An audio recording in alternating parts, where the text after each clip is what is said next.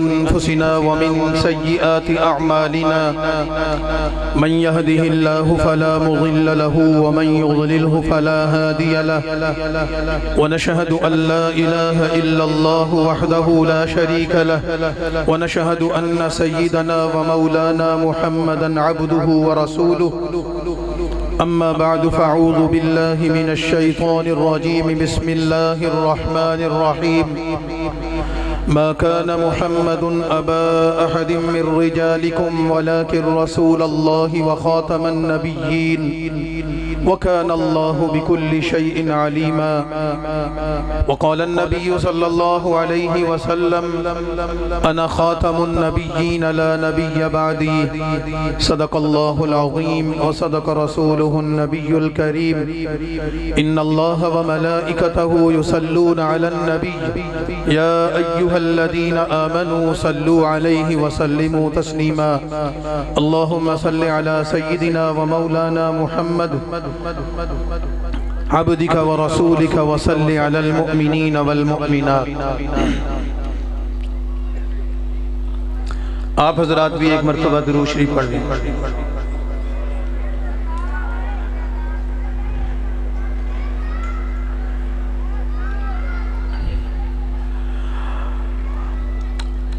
معزز و محترم علماء کرام، معززین علاقہ، نوجوان بھائیوں، دوستو، آج پہلی مرتبہ آپ کے اس قصبے میں حاضری کا شرف حاصل ہو رہا ہے، اور جس تقریب میں یا جس محفل میں ہم بیٹھے ہیں اس کا عنوان ختم نبوت ہے، اور نبی کریم صلی اللہ علیہ وسلم کا ایک ارشاد ہے کہ جب کچھ لوگ اللہ کے دین کی نسبت سے اللہ اور اس کے رسول کی بات سننے کے لیے کسی مجلس میں، کسی محفل میں جمع ہو جاتے ہیں، تو اللہ تعالیٰ اس مجلس کے ختم ہونے سے پہلے شرکت کرنے والوں کی بخشش کا فیصلہ فرما دیتا ہے۔ تو دعا فرمائیں کہ اللہ تعالیٰ ہماری یہاں حاضری قبول فرمائے۔ جن دوستوں نے، بھائیوں نے، بزرگوں نے اس جلسے کا انتظام کیا، تعاون کیا، کوشش کی، شرکت کی، ہم سب کی اللہ تعالیٰ اس بابرکت مجلس میں حاضری کی وجہ سے بخشش فرمائے۔ بخشش کی دعا پر آمین تو کہہ دیں۔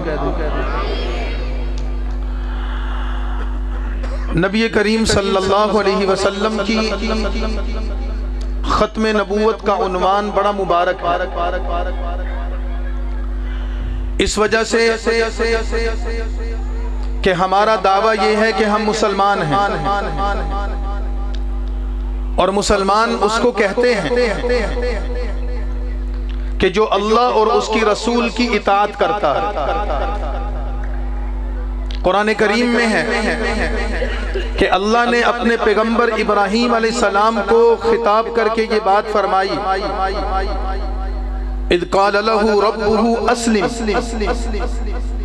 کہ جب ابراہیم کے رب نے ابراہیم کو کہا کہ آپ اسلم، مسلمان بن جائیے،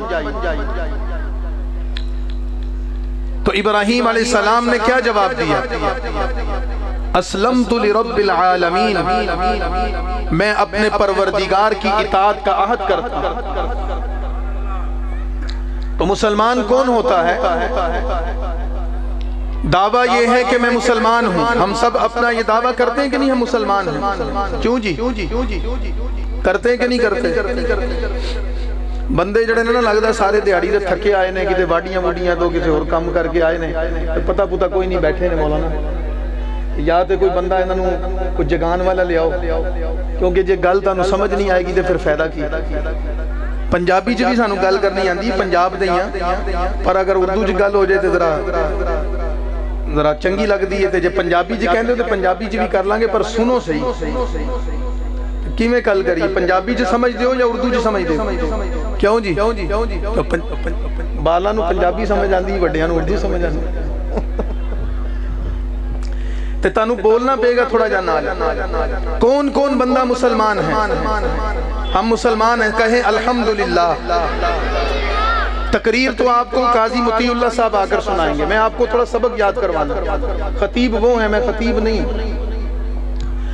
ہم سب کا دعویٰ یہ ہے کہ ہم مسلمان ہیں، اور علماء کرام بیٹھے ان سے پوچھ لیں کہ جب کوئی شخص یہ کہتا ہے کہ میں مسلمان ہوں، تو مسلمان ہونے کا دعویٰ پیش کرنے والے شخص کو یہ کہا جاتا ہے کہ کیا ثبوت ہے کہ تم مسلمان ہو؟ کیسے مانیں کہ تم مسلمان ہو؟ تو جو مسلمان ہوگا وہ یہ کہے گا کہ میرا عقیدہ مسلمانوں والا ہے، اس وجہ سے میں مسلمان ہوں۔ تو مسلمان ہونا ایک دعویٰ ہے، میں مسلمان ہوں۔ میں آپ کو کہتا ہوں میں مسلمان ہوں، آپ بھی کہتے ہیں الحمدللہ ہم سارے مسلمان ہیں، تو پھر کوئی ہم سے پوچھے کہ مسلمان کون ہوتا ہے، تو ہم یہ کہیں گے کہ مسلمان وہ ہوتا ہے جو سب سے پہلے اپنا عقیدہ صحیح رکھے۔ اللہ نے جو عقیدہ مسلمانوں کو دیا ہے، اور اللہ کے پیغمبر نے جو عقیدہ مسلمانوں کو دیا ہے، اور پیغمبر کے صحابہ نے جو عقیدہ مسلمانوں کو بتایا ہے، جو اس عقیدے کو مانے گا وہ مسلمان ہے، جو اس عقیدے کو نہیں مانے گا وہ مسلمان نہیں۔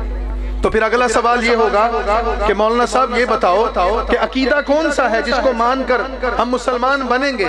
تو جتنے بندے بزرگ بیٹھے ہیں، جوان بیٹھے ہیں یا بچے بیٹھے ہیں، وہ بچے بھی جو بات کو سمجھ رہے ہیں وہ یہ سمجھ لیں بات، اور اپنے دل میں بٹھا لیں کہ مسلمان ہونے کے لیے زبان سے یہ کہنا کہ میں مسلمان ہوں کافی نہیں ہے، پھر عقیدہ بنانا پڑے گا اور ماننا پڑے گا، کچھ چیزوں کو ماننا پڑے گا، زبان سے نکالنا پڑے گا اور دل میں اس کی تصدیق کرنی پڑے گی، تب مسلمان بنتا ہے۔ اور جو شخص مسلمان ہے وہ مسلمان جن چیزوں کو مانتا ہے اس میں سے سب سے پہلی چیز اللہ کی توحید ہے۔ میں اللہ کو مانتا ہوں، وحدہ لا شریک مانتا ہوں، لا الہ الا اللہ، اس اللہ کے علاوہ میرا کوئی معبود نہیں، میرا کوئی عبادت کے لائق الہ نہیں، کوئی خدا نہیں، میں سجدہ اسی کو کرتا ہوں، میں عبادت اسی کی کرتا ہوں، میں اپنا نفع نقصان اس سے لیتا ہوں، مال مجھے وہ دیتا ہے، نفع مجھے وہ دیتا ہے، نقصان مجھے وہ دیتا ہے، رزق مجھے وہ دیتا ہے، بیماری اور صحت اس کے ہاتھ میں ہے، طاقت اور کمزوری اس کے ہاتھ میں ہے، اولاد بیٹا بیٹی اس کے ہاتھ میں ہے، جو کچھ ہے اس اللہ کا ہے۔ میں اس اللہ کے علاوہ نہ کسی کی عبادت کرتا ہوں، نہ کسی کو اپنا الہ مانتا ہوں، نہ کسی کو اپنا معبود مانتا ہوں، نہ اپنا کسی کو خدا مانتا ہوں، نہ میں اس کے علاوہ کسی کو سجدہ کرتا ہوں۔ پہلی بات یہ ماننی پڑے گی تب ہم مسلمان۔ اب آپ بتائیں، آپ اللہ کے علاوہ کسی کو سجدہ کرتے ہیں؟ سارے مل کے کہیں اللہ کے علاوہ کسی کو سجدہ کرتے ہیں؟ یا اللہ کے علاوہ کسی کو سجدہ کر سکتے ہیں؟ نہیں، اللہ ہمارا الہ ہے، اللہ ہمارا معبود ہے۔ جب ہم نماز پڑھتے ہیں اور فاتحہ پڑھتے ہیں تو ہم کیا کہتے ہیں؟ ایاک نعبد و ایاک نستعین، اے میرے رب میں تیری ہی عبادت کرتا ہوں، تیرے علاوہ کسی کی عبادت نہیں کرتا۔ وَإِيَّاكَ نَسْتَعِينَ، اور اے میرے رب میں تجھ سے ہی سب کچھ مانگتا ہوں، تیرے علاوہ میں کسی سے نہیں مانگتا۔ ہمارا تو یہ عقیدہ ہے جو اللہ دے سکتا ہے وہ کچھ زندہ نہیں دے سکتا، اور جو زندہ نہیں دے سکتا مردہ کیسے دے گا؟ تو یہ عقیدہ درست ہو گیا کہ نہیں ہو گیا؟ بات سمجھ میں آ گئی کہ نہیں؟ مسلمان ہونے کے لیے جن چیزوں کو ماننا ضروری ہے ان میں سے سب سے پہلی چیز اللہ پر ایمان، توحید کا عقیدہ۔ کس کا عقیدہ؟ توحید کا عقیدہ۔ دوسری بات، جب اللہ کو مان لیا، توحید پر ایمان ہو گیا، لا الہ الا اللہ پڑھ لیا، اسلام میں داخل ہو گیا، لیکن پورا داخل نہیں ہوا۔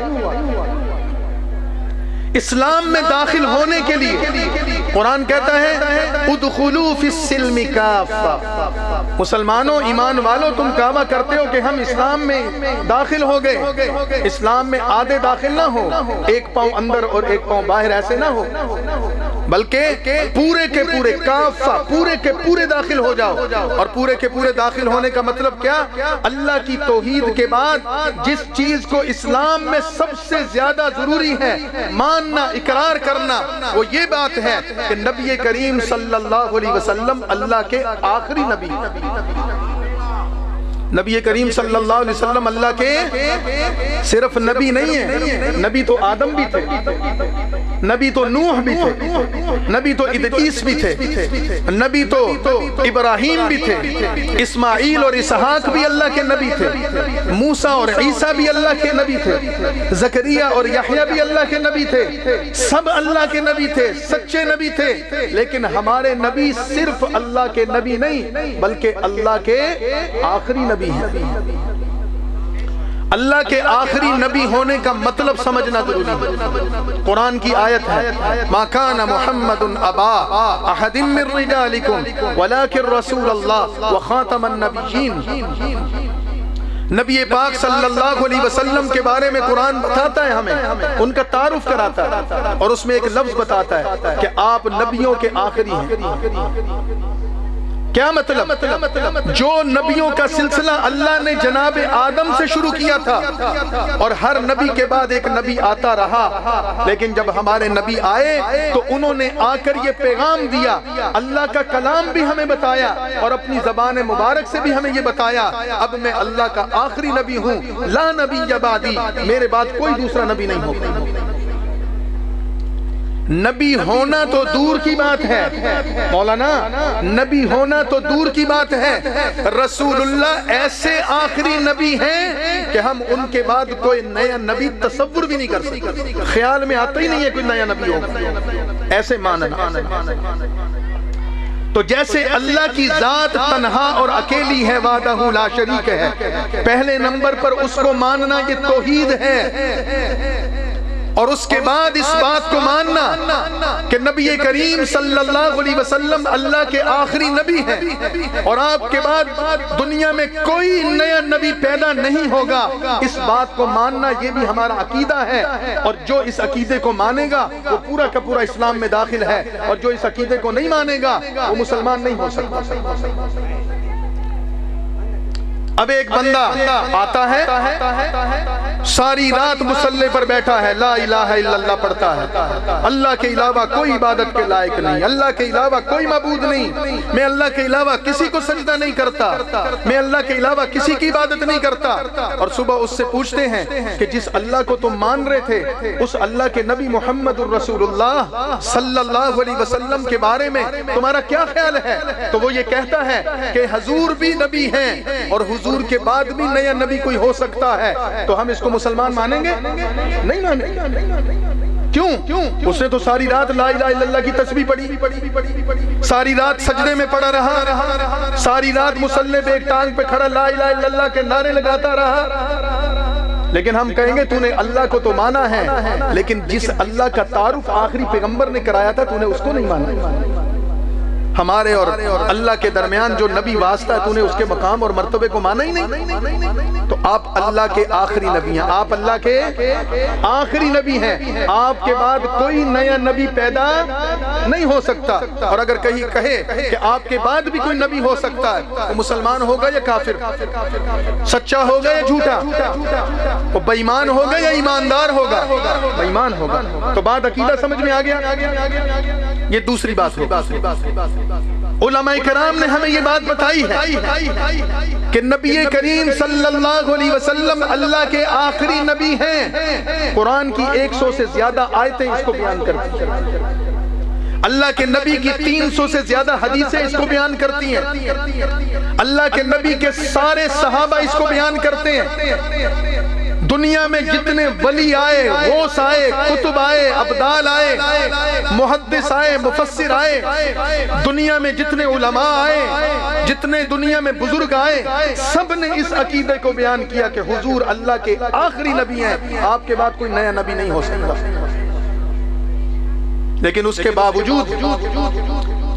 کے باوجود ہمارے معاشرے میں کچھ لوگ ہمیں مل جاتے ہیں کہ جو کہتے ہیں نام پوچھو تو مسلمانوں والا ہوگا، باپ کا نام پوچھو تو مسلمانوں والا ہوگا، ماں کا نام پوچھو تو مسلمانوں والا ہوگا، نماز پڑھتے ہو؟ کہتا ہاں پڑھتا ہوں، مسجد بھی جاتا ہوں، قرآن بھی پڑھتا ہوں، دین کے ساری باتوں کو مانتا ہوں، اور جب حضور کے بارے میں پوچھو تو کہتا ہے کہ حضور کے بعد کوئی اور نبی نعوذ باللہ ہو سکتا ہے، میں فلاں کو نبی مانتا ہوں. تو بتائیے یہ جو مسلمانوں کا نام لے کر گھوم رہا ہے، باپ اور ماں کا نام مسلمان بتا رہا ہے، ہاتھ میں قرآن اٹھایا ہوا ہے، مسجد کا مینار بھی بنایا ہوا ہے اور نماز بھی پڑھتا ہے، روزہ بھی رکھتا ہے، قربانی بھی کرتا ہے، لیکن اگر وہ حضور کو آخری نبی نہیں مانتا تو یہ مسلمان ہے یا کافر؟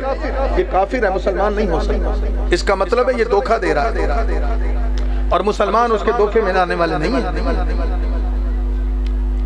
نبی کریم صلی اللہ علیہ وسلم کے زمانے میں نبی کریم صلی اللہ علیہ وسلم نے ختم نبوت کا عقیدہ اپنے صحابہ کو سمجھایا، قرآن نے اس کو بیان کیا اور اللہ نے اپنے نبی کے صحابہ سے اس کو منوایا.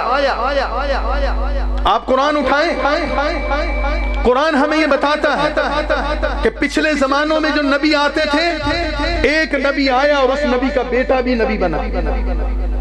قرآن نے حضرت ابراہیم کا ذکر کیا اور خود قرآن کریم کہتا ہے بشرناہ بغلام حلیم، بشرناہ بغلام علیم. ہم نے ابراہیم کو 2 بیٹے دیے، ان بیٹوں کی خوشخبری فرشتوں نے آ کر ابراہیم کو دی. ایک کا نام اسماعیل ہے، دوسرے کا نام اسحاق ہے. دونوں اللہ کے نبی بنے، باپ بھی نبی، بیٹے بھی نبی. اللہ نے حضرت اسحاق کو بیٹا دیا، ان کا نام یعقوب بتایا اور ابراہیم کو خوشخبری دی کہ آپ کا پوتا ہوگا، اس کا نام یعقوب ہوگا. باپ بھی نبی، بیٹا بھی نبی اور یعقوب پوتا بھی اللہ کا نبی. یعقوب کو اللہ نے بیٹے دیے، ان میں سے ایک بیٹے کا نام یوسف ہے، وہ بھی اللہ کا نبی. اب یوسف اللہ کا نبی، حضرت یوسف کے والد یعقوب اللہ کے نبی، ان کے والد اسحاق اللہ کے نبی، ان کے والد ابراہیم اللہ کے نبی. اللہ نے بتایا کہ میں چاہوں باپ کو، بیٹے کو، پوتے کو، پڑپوتے کو میں نبوت دے دوں، میری مرضی. اللہ نے قرآن میں زکریا علیہ السلام کا ذکر کیا، وہ اللہ کے نبی تھے اور اللہ نے زکریا علیہ السلام کو خوشخبری دی کہ ہم آپ کو ایک بیٹا دیں گے، اس کا نام یحییٰ ہوگا اور وہ اللہ کا نبی ہوگا. اللہ کی مرضی، باپ کو بھی نبی بنایا، بیٹے کو بھی نبی بنایا. اللہ نے حضرت داؤد کو نبی بنایا، ان کو بیٹا سلیمان عطا کیا اور اللہ نے بتایا کہ آپ کا بیٹا آپ کا جانشین بھی ہوگا، نبی بھی ہوگا. اللہ کی مرضی. اللہ نے حضرت موسیٰ کو نبی بنایا اور موسیٰ علیہ السلام کو یہ خوشخبری دی کہ ہم نے آپ کے بھائی ہارون کو بھی نبی بنا دیا. اللہ کی مرضی، بھائی کو بھی نبوت دے دی. موسیٰ علیہ السلام کے ساتھیوں کو اور ان کی امت کے لوگوں کو نبوت دی. اللہ کی مرضی. لیکن جب آقا نامدار صلی اللہ علیہ وسلم کی باری آئی، اللہ نے آپ کو بیٹے دیے. ابراہیم آپ کے بیٹے کا نام ہے، قاسم آپ کے بیٹے کا نام ہے، طاہر اور عبداللہ آپ کے بیٹوں کا نام ہے. بعض علماء نے بتایا 3 بیٹے تھے، بعض نے بتایا 4 بیٹے تھے. پیدا ہوئے بچپن میں اللہ کے نبی کے ہاتھوں میں بچے فوت ہو گئے. اللہ کے نبی کو اپنے نرینہ اولاد کا صدمہ برداشت کرنا پڑا. صحابی رسول کہتے ہیں آپ کے بیٹے ابراہیم بیمار ہوئے اور آپ گھر گئے، ان کو گود میں اٹھایا ہوا تھا اور ابراہیم کا آپ کے ہاتھوں میں انتقال ہو گیا. رسول اللہ صلی اللہ علیہ وسلم اپنے بیٹے کو گود میں لیے بیٹھے رو رہے ہیں، آنکھوں سے آنسو بہ رہے ہیں اور زبان مبارک پہ کیا آتا ہے؟ انا بفراقک لمحزون یا ابراہیم، ابراہیم تیری جدائی نے مجھے غمزدہ کر دیا. ایک باپ کا بیٹا اس کے ہاتھ میں فوت ہو گیا. اللہ چاہتے تو نبی کے بیٹوں کو زندہ رکھتے، اللہ چاہتے تو نبی کی نرینہ اولاد کو زندہ رکھتے، اللہ چاہتے تو نبی کی اولاد کو نبی کا جانشین بناتے، اللہ چاہتے تو محمد رسول اللہ صلی اللہ علیہ وسلم کی اولاد کو ان کا جانشین اور وارث بناتے. جب آپ کا دشمن آپ کو یہ کہتا تھا نعوذ باللہ نعوذ باللہ نعوذ باللہ کہ محمد کا نام لینے والا اس کے بعد کوئی نہیں ہوگا کیونکہ اس کی تو نرینہ اولاد ہی کوئی نہیں، یہ تو جڑ کٹا ہے. جیسے ہمارے معاشرے میں کوئی بندہ ہو لوگ اس کا احترام بھی کرتے ہوں، عزت بھی کرتے ہوں، اس کے پاس نمبرداری بھی ہو، اس کے پاس مالداری بھی ہو، زمینداری بھی ہو، اس کے پاس دینداری بھی ہو، اس کا بڑا نام ہو، لیکن اگر اس کی آگے اولاد نہ ہو تو اس کا نام کون لے گا؟ عرب کے لوگ حضور کو یہ کہتے تھے آپ کا نام لینے والا کوئی نہیں ہوگا۔ اللہ نے فرمایا ان شانئک ھو الابتر، آپ کا نام تو قیامت تک زندہ رہے گا، آپ کے دشمن کا نام لینے والا کوئی نہیں ہوگا۔ حالانکہ ان کی اولادیں زندہ تھیں، حضور کی اولاد زندہ نہیں تھی۔ کیسے؟ علماء کرام یہ بتاتے ہیں کہ اللہ نے امت کو یہ بتایا، نبی کو اپنے بیٹوں کے جدائی کا صدمہ اس وجہ سے برداشت کرنا پڑا کہ اللہ کو اپنے نبی کی نبوت کے بعد کسی نئے نبی کا تصور بھی قبول نہیں۔ حضور کے بیٹے ہوتے اور امت میں سے کوئی یہ تصور کر لیتا اگر ابراہیم کا بیٹا نبی بن سکتا ہے، اگر حضرت اسحاق کا بیٹا نبی بن سکتا ہے، اگر یعقوب کے بیٹے یوسف نبی بن سکتے ہیں، اگر حضرت زکریا کے بیٹے یحییٰ نبی بن سکتے ہیں، اگر حضرت داؤد کے بیٹے سلیمان نبی بن سکتے ہیں، حضور کا بیٹا عبداللہ قاسم طاہر شاید نبی بن جاتے، ابراہیم نبی بن جاتے، کسی کے وہم و گمان میں آ جاتا۔ اللہ نے اس گمان اور خیال کو بھی ختم کر دیا، آپ کے بیٹوں کو اپنے پاس بلا لیا۔ نبی کو صدمہ برداشت کرنا پڑا، اللہ نے فرمایا میرے نبی صدمہ برداشت کیجئے لیکن نبوت پر کوئی سودے بازی نہیں چلے گی۔ اسی وجہ سے تو حضور نے فرمایا اپنے بھائی حضرت علی رضی اللہ تعالی عنہ کو، آپ کے چچا کے بھائی، آپ کے چچا کے بیٹے، حضور کے سب سے قریبی رشتہ دار جن کو اپنی لاڈلی بیٹی کا رشتہ دیا، سیدہ فاطمہ جن کے نکاح میں گئی، حسن و حسین کے والد سیدنا علی رضی اللہ تعالیٰ عنہ کے بارے میں لوگوں کو بتایا کہ لوگوں نوٹ کر لو، میرے لیے علی کا مقام اور مرتبہ ویسا ہی ہے جیسے حضرت موسیٰ کے لیے ان کے بھائی ہارون کا تھا، لیکن ایک بات یاد رکھنا، ہارون اللہ کے نبی تھے، علی اللہ کے نبی نہیں، میں آخری نبی۔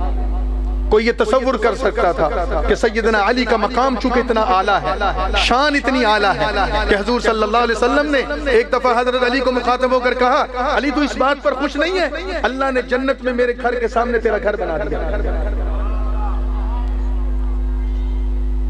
اتنا بڑا عزت اور اتنا بڑا مقام دے دیا۔ ہجرت کی رات اپنے بستر پر حضرت علی کو سلایا، نبی کے بستر پر حضرت علی سو رہے ہیں، لیکن جب نبوت کی باری آئی تو لوگوں کو بتا دیا یاد رکھنا ہارون اللہ کے نبی تھے، علی نہیں، میں اللہ کا آخری نبی۔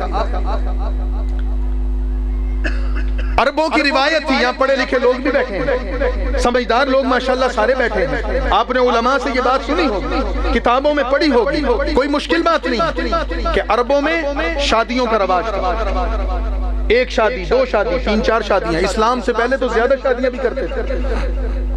کوئی عورت بیوہ نہیں رہتی تھی، کوئی عورت کواری نہیں رہتی تھی، کوئی عورت مطلقہ نہیں رہتی تھی، بچی جوان ہوئی شادی کر دی، کسی کا خامد فوت ہو گیا گھروں میں بٹھا کے نہیں رکھتے، شادی کر دی، دوسرا نکاح تیسرا نکاح بھی کر دیتے، کوئی عیب نہیں سمجھتے۔ اللہ تعالیٰ حضور کو آخری نبی بنانا چاہتے ہیں۔ سیدہ آمنہ حضور کی والدہ ہیں، سیدنا عبداللہ حضور کے والد ہیں، حضرت عبداللہ کا حضرت آمنہ سے نکاح ہوا اور حضور ماں کے پیٹ میں آئے اور والد حضور کے پیدا ہونے سے پہلے اس دنیا سے چلے گئے، کوئی دوسری اولاد نہیں، حضور پیدا ہوئے، اللہ نے وہ سلسلہ نسب ہی روک دیا جس سے نبوت کا سلسلہ چل رہا۔ سیدہ آمنہ نے حضور کے پیدا ہونے کے بعد کوئی نکاح نہیں کیا، حالانکہ عربوں میں عام چیز نکاح کر لیتے تھے، کوئی رکاوٹ نہیں تھی، کسی قسم کی کوئی رکاوٹ نہیں تھی، لیکن سوچئے کہ حضور کی والدہ نے کوئی نکاح کیوں نہیں کیا؟ کوئی نکاح ہو جاتا تو کوئی اور اولاد بھی ہو جاتی، اللہ نے وہ ماں ایک ہی بچے کے لیے بنائی تھی، اس ماں کا انتخاب کیا تھا۔ جیسے قرآن کہتا ہے نا اذ قالت الملائکۃ یا مریم ان اللہ اصطفاکی وطہرکی واصطفاکی علی نساء العالمین، کہ جب مریم کے ہاں بچے کی پیدائش ہوئی اور بغیر باپ کے ہوئی، حضرت عیسیٰ اللہ کی قدرت سے پیدا ہوئے اور موجودہ ظاہر ہوا، تو اللہ نے فرمایا مریم تجھے پریشان ہونے کی ضرورت نہیں ہے، اللہ نے تیرا انتخاب کر لیا تھا، دنیا کی عورتوں میں تجھے منتخب کر لیا تھا، وہ عیسیٰ کی والدہ تھی، یہ محمد الرسول اللہ کی والدہ۔ اور محمد الرسول اللہ کی والدہ کو اللہ نے منتخب کیا کہ جس پیٹ سے، جس وطن سے، جس وجود سے آخری نبی پیدا ہوں گے، اس کے بعد سیدہ آمنہ حیات نہیں رہی، دوسرا نکاح ہی نہیں کیا، کوئی اولاد نہیں، اور حضور در یتیم، اکیلے، نہ سگا بھائی نہ سگی بہن، اس ماں باپ سے کوئی دوسری اولاد ہی نہیں ہوئی۔ کیوں؟ اللہ چاہتے تو آپ کے بہن بھائی ہوتے، اللہ چاہتے تو آپ کے والد کی اور اولادیں ہوتی۔ عبد المطلب آپ کے دادا تھے، ان کے 10 بیٹے تھے، تو آپ کے والد کے نکاح ہوتے، یا آمنہ سے ہی دوسری اولادیں ہوتی، حضور کی بھی تو اپنی اتنی اولادیں تھیں، لیکن اللہ چاہتے نہیں تھے کہ حضور کے ساتھ اس وطن میں کوئی شریک ہو۔ یہ آخری نبی کی علامات ہیں۔ جس اللہ نے غیب سے نظام قائم کیا کہ اس نے حضور کی ختم نبوت کی حفاظت کی، آج کوئی شخص کھڑے ہو کر یہ کہے کہ نعوذ باللہ میں نبی ہوں، تو پھر امتی اس کو مانیں گے؟ نہیں مانیں گے۔ امتی اس کے بارے میں وہی کہیں گے جو حضور کی زبان سے نکلا، کہ جب حضور کی زندگی میں ایک شخص نے حضور کو یہ خط لکھا، آپ مکہ کے نبی ہیں اور میں اپنے علاقے کا نبی ہوں، یمامہ کا نبی ہوں، آپ شہر کے نبی ہیں، میں گاؤں کا نبی ہوں، اپنی اور میری نبوت کو اکٹھا کیجئے، شراکت کیجئے، کچھ حکومت آپ کریں، کچھ حکومت میں کروں۔ اللہ کے نبی نے اس کو کیا جواب لکھوایا؟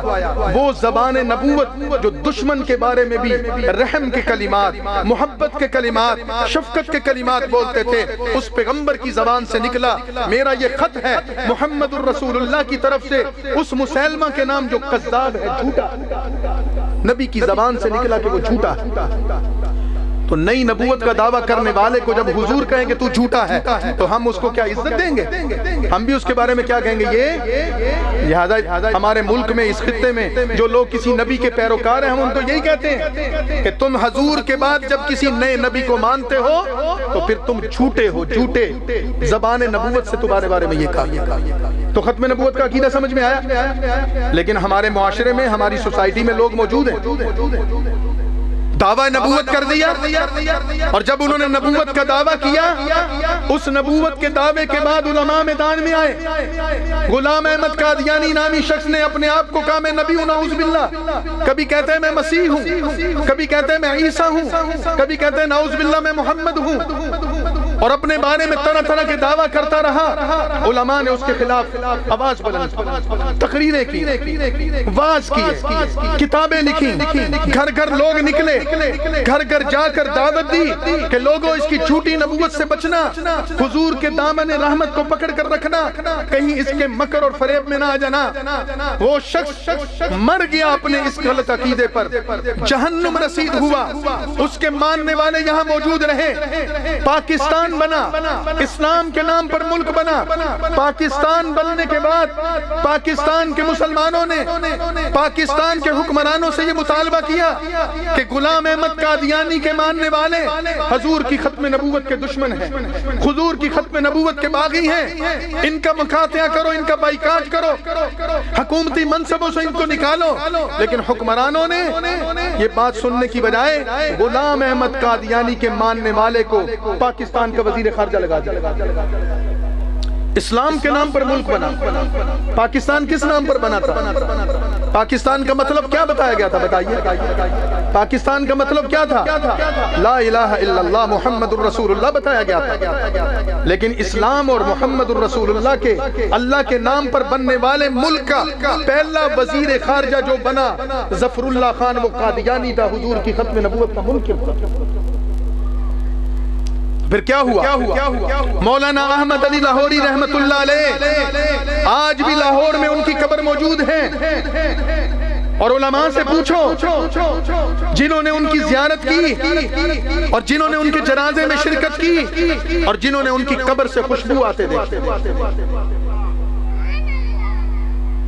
ان کی امامت میں، ان کی قیادت میں مسلمانوں نے تحریک چلائی، اور ایسی تحریک چلائی کہ جب تک تم غلام احمد قادیانی کے جھوٹے پیروکاروں اور ماننے والوں کو سرکاری عہدوں سے نہیں ہٹاؤ گے، قادیانیوں کے مسلمانوں سے الگ نہیں کرو گے، ہم احتجاج جاری رکھیں گے۔ 1953 کی ختم نبوت کی تحریک چلی، کتابوں میں واقعات لکھے ہوئے ہیں، سرکاری ریکارڈ میں موجود ہیں، اس زمانے کے اخبارات نکال کر دیکھیے اس میں موجود ہیں، رسائل اور کتابیں نکال کر دیکھیے اس میں موجود ہیں، اس زمانے کی سی آئی ڈی کی رپورٹیں نکال کر دیکھیے اس میں موجود ہیں، اس زمانے کے جو بزرگ اس زمانے میں آج بھی موجود ہوں گے ان سے پوچھئے کہ لوگ نعرہ لگاتے تھے تاج و تخت ختم نبوت اور فوجی سینے میں گولی مار دیتے۔ سید امین گیلانی رحمت اللہ علیہ نے اپنی کتاب میں وہ واقعات لکھے کہ ہم نے دیکھا کہ لوگ نکلتے بازاروں میں اور وہ نعرہ لگاتے تاج و تخت ختم نبوت اور آگے سے گولی چلتی اور بندہ شہید ہوتا۔ ڈاکٹر اسرار احمد مرحوم پاکستان کے بہت بڑے عالم تھے، اسلامی اسکالر تھے، انہوں نے اپنی کتاب میں یہ واقعہ لکھا ہے۔ لاہور شہر میں انارکلی بازار کے ساتھ میو ہسپتال آج بھی موجود ہے، کہتے میں اس کی چھت پہ کھڑا تھا، نیلا گنبد بازار کی طرف سے ختم نبوت والوں کا جلوس آیا، فوجیوں نے آگے راستہ بند کر دیا، آگے نہیں جاؤ گے۔ ایک نوجوان آگے ہوا، اس نے راستے کی رکاوٹ ہٹائی، قدم آگے رکھا اور اس کی زبان سے یہ نعرہ نکلا تاج و تخت ختم نبوت، اور ادھر سے گولی چلی اور اس کے سینے پہ لگی، وہ وہیں زمین پر گر کر تڑپنے لگا۔ ڈاکٹر صاحب کہتے ہیں ابھی ہم یہ منظر آنکھوں سے دیکھ رہے تھے، ایک اور نوجوان اس کے پیچھے آیا، اس نوجوان کی لاش سے اس نے ایک قدم اور آگے رکھا اور اس نے پھر نعرہ لگایا تاج و تخت ختم نبوت، اور ایک اور گولی چلی اور اس کے سینے میں لگی اور وہ بھی تڑپنے لگا۔ کہتے ہم سے یہ منظر دیکھا نہیں گیا، ہم بھاگتے ہوئے چھت سے نیچے اترے، ادھر سے جلوس کے لوگوں نے ان دونوں زخمی لوگوں کو اٹھایا اور بھاگتے ہوئے ہسپتال میں داخل ہوئے۔ جب ہم وارڈ میں پہنچے، دونوں کے سینوں سے خون کے فوارے ابل رہے تھے۔ ختم نبوت زندہ باد کا نعرہ لگانے والے دونوں شہید ہو چکے تھے، اور جب معلومات نہیں تو پتہ چلا دونوں سگے بھائی ختم نبوت پر قربان ہو گئے۔ ختم نبوت کے لیے انہوں نے قربانیاں دی، ہماری پوری قیادت کو، علماء کو جیلوں میں ڈال دیا، پھانسیوں کی سزا سنا دی گئی۔ یہ کسی امریکہ یا افریقہ کے ملکوں میں نہیں ہوا، پاکستان میں ہوا، کیونکہ لوگ ختم نبوت کی بات کر رہے تھے۔ لیکن یہ تحریک دبی نہیں، چلتی رہی۔ پھر 1974 کا سال آیا، جب پاکستان کی پارلیمنٹ میں علماء کی نمائندگی موجود تھی، لوگ ختم نبوت کے تحفظ کی بات کر رہے تھے، مطالبہ کر رہے تھے۔ قادیانی مسلمان نہیں، قادیانیوں سے مسلمانوں کا نکاح نہیں ہو سکتا، قادیانیوں کا مردہ ہماری قبروں میں دفن نہیں ہو سکتا، قادیانیوں سے مسلمانوں کے رابطے نہیں ہو سکتے، کاروبار نہیں ہو سکتے۔ یہ اسلام کے غدار ہیں، یہ ختم نبوت کے غدار ہیں، یہ ملک اور قوم کے غدار ہیں۔ اس پر بات ہوتی رہی، لیکن میرے بھائیوں، پاکستان کے گلی کوچوں پہ ختم نبوت زندہ باد کے نعرے لگے اور حکمرانوں کو مجبور ہونا پڑا کہ وہ ختم نبوت کے لیے مسلمانوں کو وہ مطالبہ پورا کر۔ اہلا و سہلا، آپ نے کہنا ہے مرحبا، اہلا و سہلا، اہلا و سہلا، اہلا و سہلا، اہلا و سہلا۔ آپ احباب تشریف رکھیں، حضرت کا بیان انشاءاللہ مکمل ہوگا، اس کے بعد انشاءاللہ مصر قراء کو دعوت دیں گے۔ تشریف رکھیں، تشریف رکھیں بھائی، مہمانوں کا احترام بھی ہے، اکرام بھی ہے، ماشاءاللہ ان کے ہمارے بزرگوں نے قربانیاں دی۔ پاکستان کی پارلیمنٹ میں یہ مسئلہ آیا، اس وقت کی جمعیت علماء اسلام کے سربراہ مفکر اسلام مولانا مفتی محمود رحمت اللہ علیہ پاکستان کی پارلیمنٹ میں تھے، مولانا غلام غوث ہزار بھی پاکستان کی پارلیمنٹ میں تھے، اور دوسرے بزرگ پاکستان کی پارلیمنٹ میں تھے، رکن اسمبلی تھے۔ انہوں نے قادیانیوں سے سوالات کیے، ان کی کفری عبارتیں لوگوں کے سامنے رکھی اور ان کی کتابوں سے ان کا کفر نکال کر لوگوں کے سامنے رکھا اور بتایا کہ یہ لوگ مسلمان نہیں ہیں، مسلمانوں کے روپ میں مسلمانوں کو دھوکہ دے رہے ہیں۔ ختم نبوت کے عقیدے کے تحفظ کے لیے ضروری ہے کہ پاکستان کے آئین اور قانون میں یہ بات شامل کی جائے، جو رسول اللہ صلی اللہ علیہ وسلم کے بعد کسی اور کو نبی مانتا ہے، کسی بھی نام اور عنوان سے مانتا ہے، وہ مسلمان نہیں ہے۔ وہ کون ہے؟ اونچی بات سے وہ کون ہے جو حضور کے بعد کسی اور کو نبی مانتا ہے؟ وہ مسلمان نہیں، وہ کون ہے؟ کافر ہے۔ ہمارے علماء کی محنت اور جدوجہد سے یہ مطالبہ منظور ہوا۔ جنرل ضیاء کا زمانہ آیا، قادیانیوں کے حوالے سے ہمارے بزرگوں کی محنت سے آرڈیننس پاس ہوا۔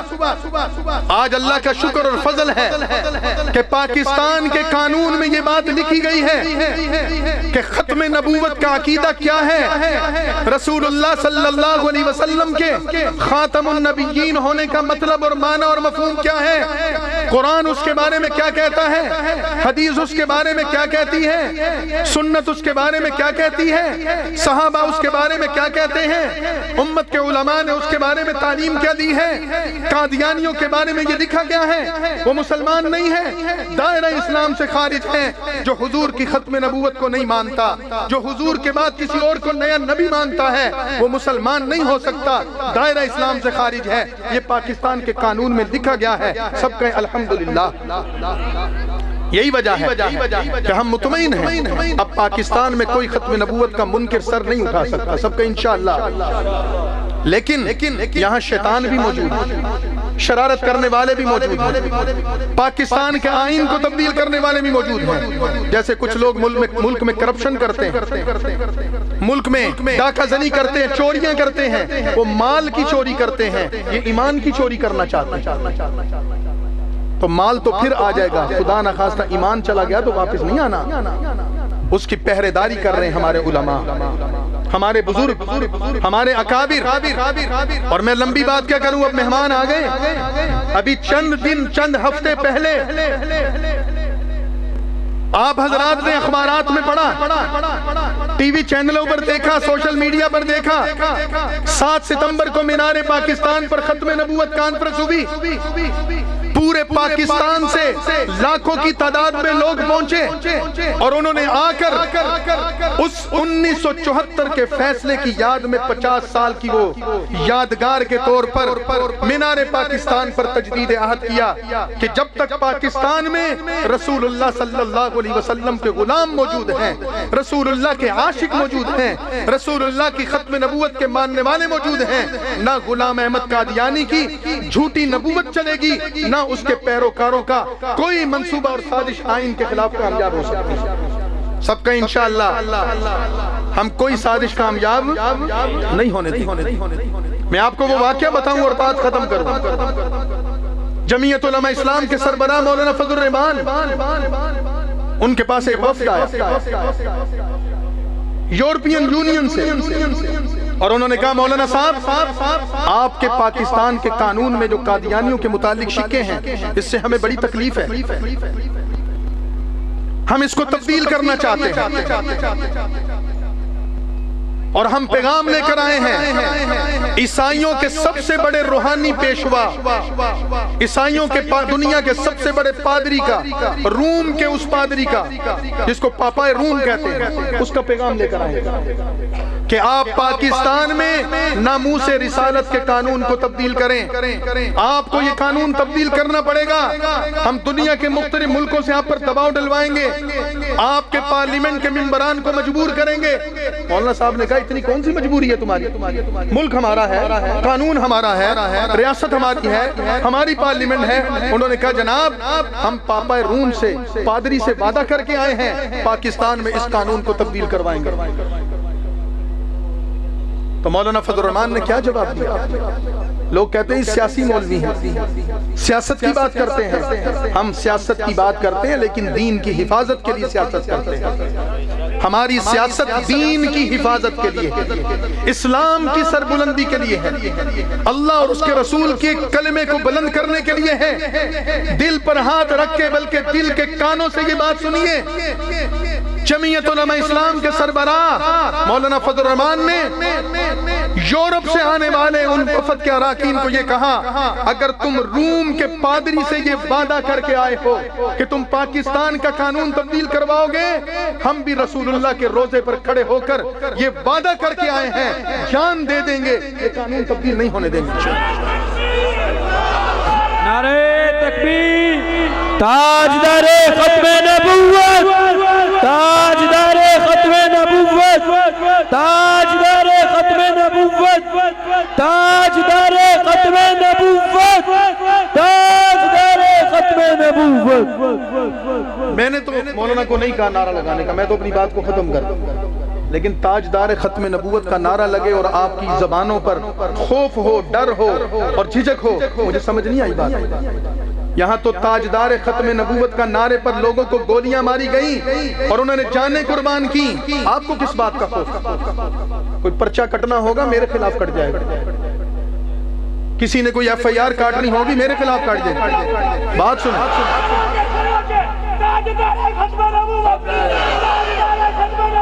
ختم نبوت کا نعرہ لگاتے ہوئے عشق رسول نظر آنا چاہیے.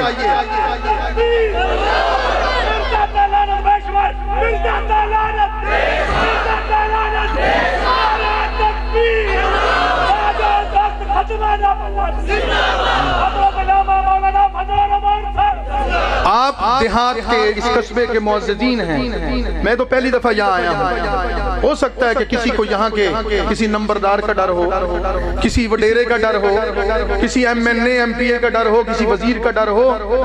ہم آقا نامدار صلی اللہ علیہ وسلم کے امتی ہیں، پاکستان کے پرامن شہری ہیں، مولانا فضل الرحمان کی جماعت کے سپاہی ہیں. ہم ان وڈیروں سے ڈرنے والے نہیں ہیں، ان کی آنکھوں میں آنکھیں ڈال کر کہنے والے ہیں تاجدار ختم نبوت، تاجدار ختم نبوت. اس طرح آواز آنی چاہیے، پتہ چلے کہ ختم نبوت زندہ باد کی بات کی جا رہی ہے. میرے بھائیوں، یہ ہمارے ایمان کا مسئلہ ہے، ہمارے عقیدے کا مسئلہ ہے. ہم ہر چیز پر سودے بازی یا کمپرومائز کر سکتے ہیں، رسول اللہ کی ختم نبوت پر نہیں کر سکتے. اس وجہ سے ہم نے ابھی چند ہفتے پہلے عدالت میں کیس آیا، علماء کو بھی پتا ہے، جو لوگ اخبار پڑھتے ہیں، ٹی وی دیکھتے ہیں، چینل یا سوشل میڈیا دیکھتے ہیں، کہ پاکستان کی عدالت میں بیٹھا ہوا ایک جج، اس نے غلط فیصلہ کیا. وہ فیصلہ پاکستان کے آئین کے بھی خلاف تھا، وہ فیصلہ پاکستان کے قانون کے بھی خلاف تھا، پاکستان کی آرڈیننس اور ان شک کے قانون کے ان شکوں کے بھی خلاف تھا جو ناموس رسالت کے متعلق تھا. وہ اسلام اور قرآن اور سنت کے بھی خلاف تھا. کیسی عجیب بات ہے. جج صاحب یہ کہتے ہیں کہ غلام احمد قادیانی کے جھوٹے پیروکار، ایک جھوٹی نبوت کو ماننے والے، اگر چوک چوراہے میں کھڑے ہو کر تبلیغ کریں تو غلط ہے، لیکن بند کمرے میں تبلیغ کریں ان کو اجازت ہونی چاہیے. عجیب بات ہے. تو ہم نے کہا جج صاحب اگر ایسا ہی بات ہے تو پھر کوئی چوک چوراہے میں کھڑے ہو کر کسی کو قتل کر دے یہ تو غلط ہے، اور بند کمرے میں قتل کر دے پھر ٹھیک ہے. کوئی چوک میں کھڑے ہو کر شراب پیے، چوری کرے، ڈاکہ کرے، یہ تو غلط ہو گیا. اور کوئی بند کمرے میں جا کر یہ کام کرے پھر تو ٹھیک ہو گیا. تم جج ہو، اتنے بڑے منصب پر بیٹھے ہو، تمہیں اتنی عقل نہیں ہے کہ تم قانون کی کیا تشریح کر رہے ہو؟ جو جرم چوک میں جرم ہے وہ کمرے میں بھی جرم ہے. قتل کرنا چوک میں جرم ہے تو گھر کے اندر بھی جرم ہے. شراب پینا چوک میں جرم ہے تو اندر بھی جرم ہے. زنا کرنا چوک میں جرم ہے تو اندر بھی جرم ہے. قادیانیت کی تبلیغ کرنا قرآن کی روح سے، اسلام کے روح سے، سنت کی روح سے، اور اس کے ساتھ ساتھ پاکستان کے آئین کے مطابق جس طرح چوک چوراہے میں جرم ہے اس طرح اندر بھی جرم ہے. ہم تمہیں غلط تشریح نہیں کرنے دیں. غلط تشریح کر دی، مسلمانوں نے آواز بلند کی، لیکن میں آخری باتیں عرض کر رہا ہوں میرے بھائیوں بڑے دکھ کے ساتھ. آپ حضرات نماز کا مسئلہ تو علماء سے پوچھتے ہیں، روزہ، زکوٰۃ، حج، نکاح، طلاق، جنازہ علماء سے رہنمائی لیتے ہیں. اور جب اس ملک اور قوم کے تقدیر کا فیصلے کا وقت آتا ہے تو وڈیروں اور چوروں اور لٹیروں کو جا کر ووٹ دے دیتے ہیں. کوئی عالم دین، کوئی حافظ قرآن، کوئی دین کا نمائندہ کھڑا ہو جائے، کبھی آپ نے سوچا ہے ایک طرف قرآن پڑھنے والا، دوسری طرف شراب پینے والا، آپ شرابی کو ووٹ دیتے ہیں. ایک طرف قرآن کا عالم، دوسری طرف ڈاکہ زنی کرنے والا، زمینوں پر قبضہ کرنے والا، لوگوں پر ظلم کرنے والا، آپ اس کو ووٹ دے دیتے ہیں. لوگ کہتے ہیں جی مولانا صاحب دعا کرو بارش نہیں ہو رہی، مولانا صاحب دعا کرو فصلیں اچھی نہیں ہو رہی، مولانا صاحب دعا کرو کاروبار نہیں چل رہا، مولانا صاحب دعا کرو بچوں کی بیماریاں دور نہیں ہو رہی. اس ملک میں رحمت کہاں سے آئے گی، برکت کہاں سے آئے گی جب ظلم کا نظام چلے گا؟ ظلم کا نظام ختم ہوگا تو اللہ کی رحمت آئے گی، اس کے بغیر اللہ کی رحمت نہیں آ سکتی۔ یہ وڈیروں کا خوف اتارنا چاہیے، یہ برادریوں کا روب داب ختم کرنا چاہیے۔ اللہ اور اس کے رسول کے نام پر جیسے باقی کام کرتے ہو، ووٹ بھی اللہ اور اس کے رسول کے نام پر دیا کرو۔ عدالت کے جج نے غلط فیصلہ کر دیا، اس کا مقدمہ لڑنے کے لیے کون سی پاکستان کی جماعت گئی ہے، کون سا پاکستان کا لیڈر گیا ہے، کون سا سیاسی رہنما گیا ہے؟ یہی علماء گئے ہیں، مفتی تقی عثمانی صاحب گئے ہیں، مولانا فضل الرحمان گئے ہیں۔ اور کون سا سیاستدان ہے جس پر عدالت میں مقدمہ نہیں؟ کون سا سیاستدان ہے جس کا کیس نہیں، جو ججوں کے سامنے عدالتوں میں پیش نہیں ہوتا؟ ایک واحد مولوی اور عالم دین جس کو ہم یہ کہہ کر چھوڑ دیتے ہیں کہ مولویوں کا کیا سیاست میں کام۔ 40 سال 45 سال سے ایک بندہ سیاست میں ہے، اور وہ جج صاحب کو جا کر کہتا ہے جج صاحب میں اپنی 72 سالہ زندگی میں پہلی مرتبہ عدالت آیا ہوں۔